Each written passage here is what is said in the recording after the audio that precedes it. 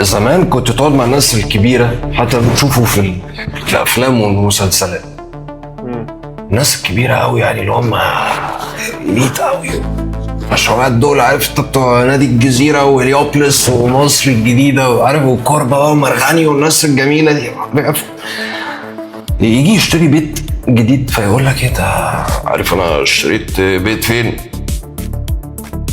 فانت تقول له فين يا انكل؟ اشتريت بيت في الساحل الشمالي في كوباوة كذا. النهارده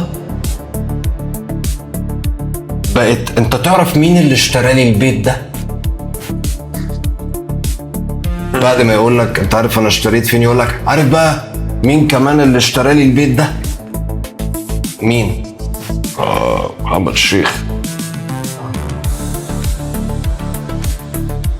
فاهم قصدي؟ فدي ليها تمن.